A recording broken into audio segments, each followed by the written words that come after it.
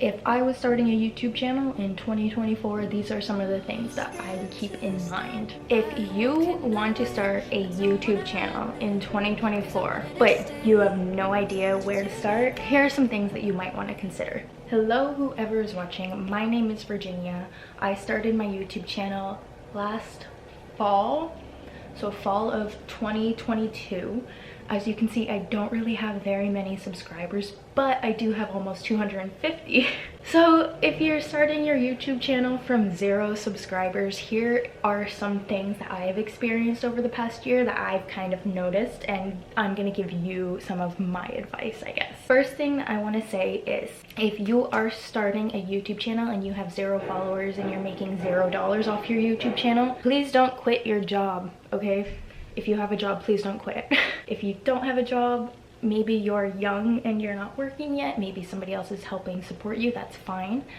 But if you have a job and you need the money, please, please, please wait until you have more subscribers and you're making money off of your YouTube channel to support yourself before you quit your job and dedicate everything to content creation. You don't need to have a job to be on YouTube, but money does help.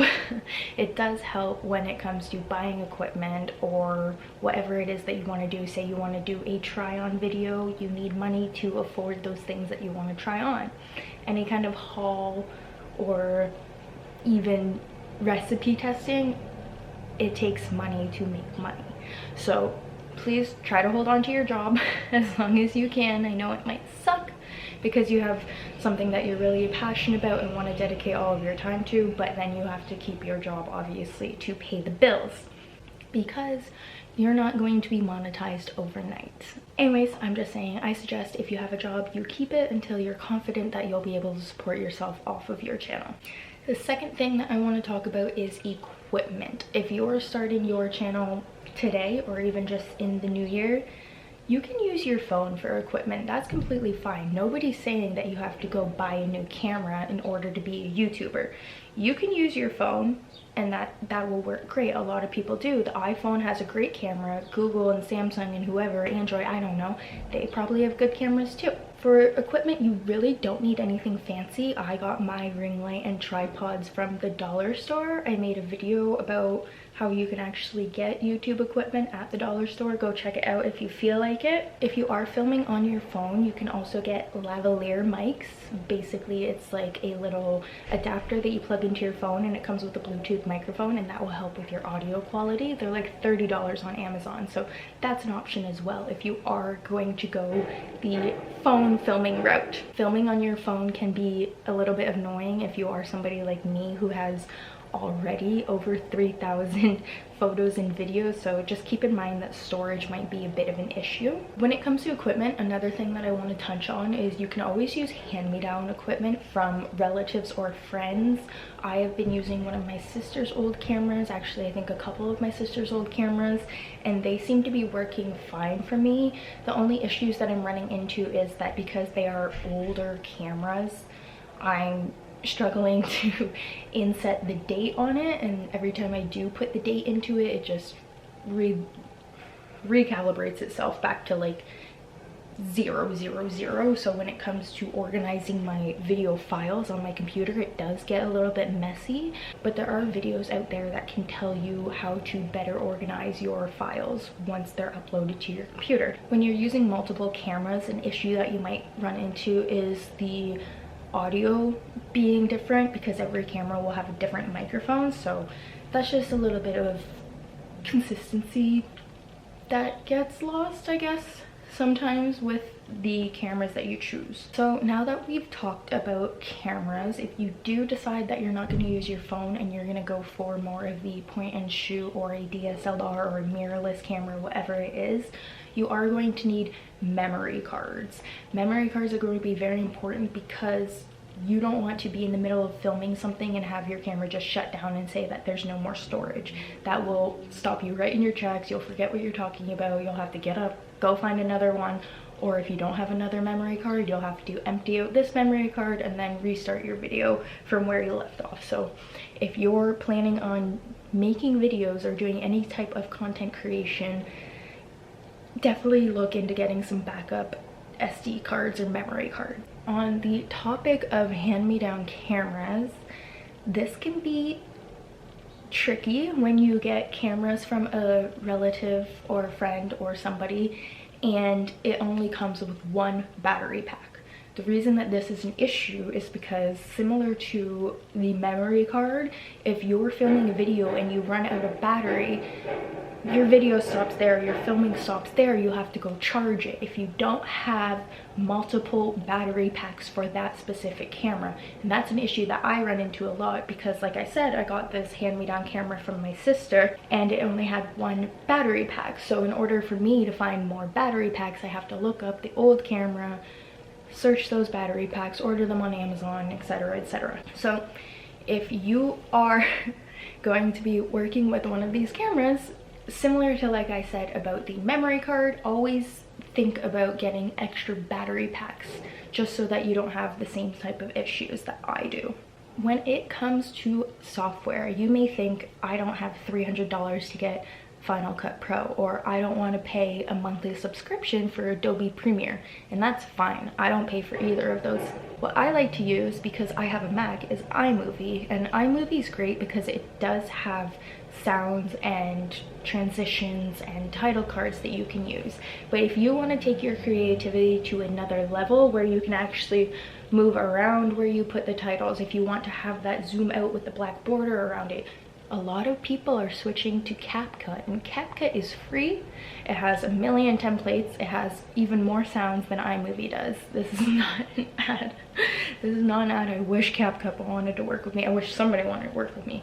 Don't expect to get sponsors overnight either. It's an uphill battle. I definitely suggest checking out iMovie and CapCut. I know there are also other free tools out there that you could use, but those are the two that I have been using for the past year. If you do have a full-time job, the thought of starting a YouTube channel can seem like a lot of work, because maybe you work Monday to Friday 9 to 5 and you're staring at a screen all day like I am. The last thing that I want to do after staring at a screen all day is stare at another screen. It might be easy to watch these videos of YouTubers and influencers and think, oh, I can make that video. It doesn't seem to take that long. When you have a full-time job, it takes a long time because it's hard to find the motivation to do it. You have to really want it to be able to do it on top of your own career that you already have. So if you do have a full-time job, it might seem daunting or challenging, but if it's something that you're passionate about, I'm sure you'll find the time. If you have video ideas, maybe you are working all day long and you see something online and you're like, oh, that's a great idea, write it down. You're not going to remember it later. You're too busy. You're working. If you're late at night about to fall asleep and you have a great idea, write it down. Let's talk about creating your thumbnails, your intros and your outros, and your YouTube banner. You can use Canva for this. Canva is a free tool for graphic design, and it has templates. It already has the preset sizes for YouTube thumbnails, banners, everything you want. And it can make your stuff look so good. It'll seem like you're a professional graphic designer when you're not. I think that Canva is amazing for this. So that's something that I've definitely been using this year, and I think you should too. When you're uploading your videos, try to use ChatGPT to look for some keywords that you want to use in your video. If you don't know what keywords are, it's a part of an SEO strategy. SEO stands for search engine optimization. So basically, when you pepper in those keywords, a keyword being like how to. How to is a good keyword for maybe you're showing somebody how to bake a cake. Try to use ChatGPT to come up with keywords for the tags that you're going to use in your videos, keywords for your YouTube description, for your thumbnails, for everything. Just think about search engine optimization and look it up. It's a real thing. I'm not just making it up. Search engine optimization works when you have a keyword in your video title. It will use that keyword to put your videos side by side other similar videos with similar keywords, so that people who are interested in maybe the first video will be recommended your video afterwards because it has similar content and keywords with it. The next tip that I'm going to tell you will help you boost your reach. Try your best to connect with other YouTubers who have more followers and a bigger audience than you do. This is something that I did early on. My sister, her channel has over 100,000 followers or subscribers.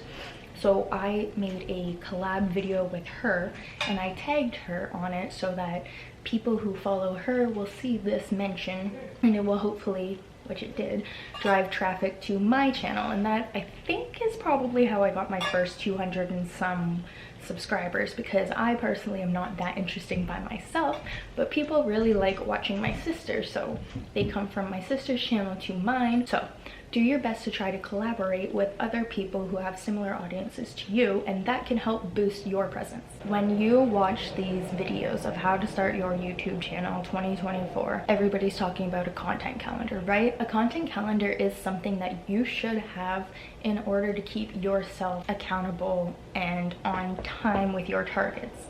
A content calendar doesn't have to be anything complex. It can simply be a spreadsheet with dates and times, reminding you when to film and when to upload and when to edit.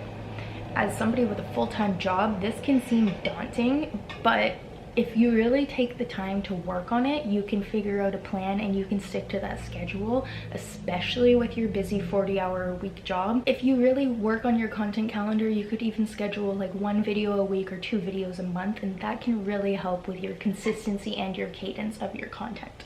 Personally, this is something that I'm going to be working on the next few weeks so that I can at least plan out my first quarter of 2024.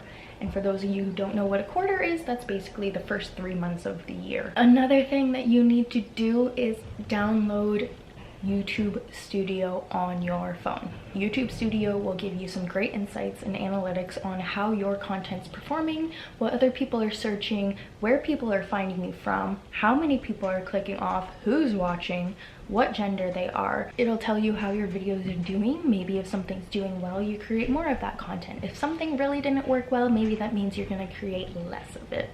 So definitely you're going to want to have this app on your phone.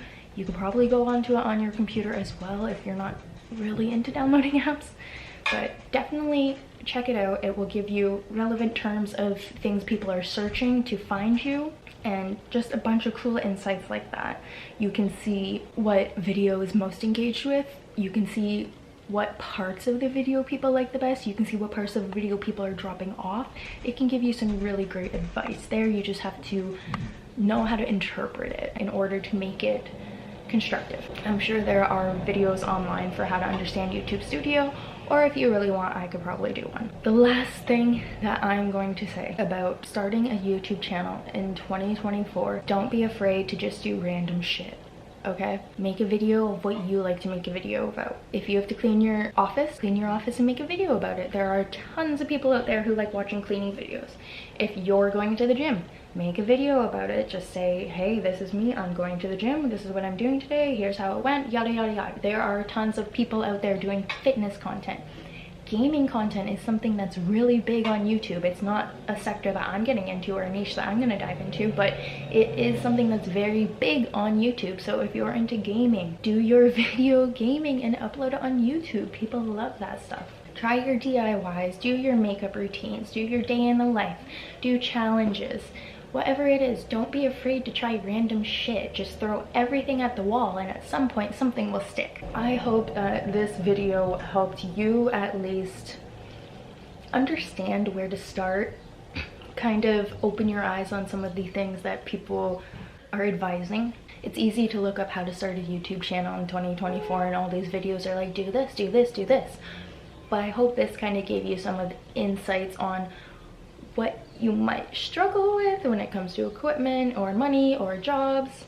But I wish you the best of luck. Please, if you haven't already, subscribe to my channel. I'm trying my best, and leave a comment below if you liked this video, if you want more of these videos, if you hated it, if you think I'm terrible for this, and leave a comment on what you actually want to see me do.